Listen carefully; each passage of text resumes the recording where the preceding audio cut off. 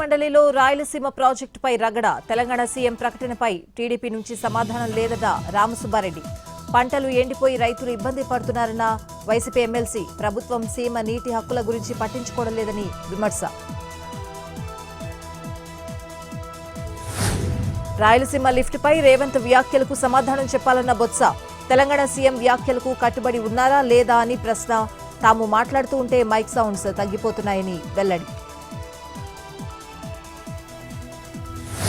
2020లోనే Rayalaseema lift project పనులను ఆపేశారు. YCP project పనులు ఎందుకు పూర్తి చేయలేదన్న మంత్రి నిమ్మల. 5 ఏళ్లలో ఒక చుక్క నీరు రాలేదని ఫైర్. జేబులు నింపుకోవడానికే మీరు పనిచేశారని కామెంట్. ఏపీ అసెంబ్లీలో కొండ్రు మురళి ఆవేదన. ఎస్సీ ఎస్టీల పట్ల వివక్ష ఇంకా కొనసాగుతోందన్న రాజాం ఎమ్మెల్యే. గ్రూప్ 1 స్థాయి ఎస్సీ అధికారికి ఇటీవల ఓ దేవాలయంలోకి ప్రవేశం నిరాకరించారని వెల్లడి. ఎస్సీ పారిశ్రామికవేత్తలకు రావాల్సిన సబ్సిడీలను అడ్డుకుంటున్నారని ఫైర్.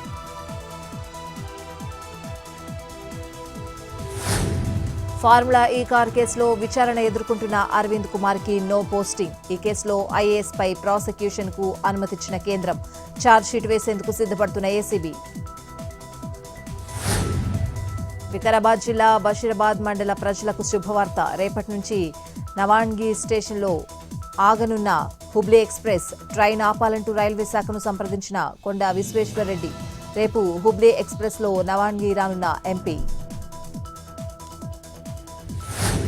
భద్రాచలం దేవస్థానంలో పట్టుచీర మాయం. సీసీ కెమెరాలు నిలిపివేసిన సమయంలో ఘటన. సీతారామచంద్ర స్వామి వారికి హైదరాబాద్ భక్తులు 18,000 విలువైన పట్టుచీర బహుకరణ.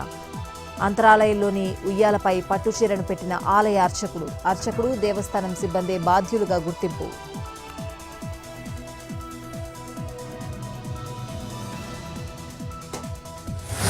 కాకినాడ జిల్లాలో అప్రమత్తమైన ఫుడ్ సేఫ్టీ అధికార యంత్రాంగం. పెద్దాపురం సామర్లకోటలో పాల కేంద్రాల్లో తనిఖీలు. కామారెడ్డి జిల్లాలో 90 కోట్ల బియ్యం మాయం. 20 రైస్ మిల్లుల నుంచి 24,000 మెట్రిక్ టన్నుల రైస్ పక్కదారి. ధాన్యం మరాడించేందుకు తీసుకుని ఎగ్గొడుతున్న మిల్లర్లు. క్రిమినల్ కేసుల నమోదుకు సిద్ధమైన అధికారులు.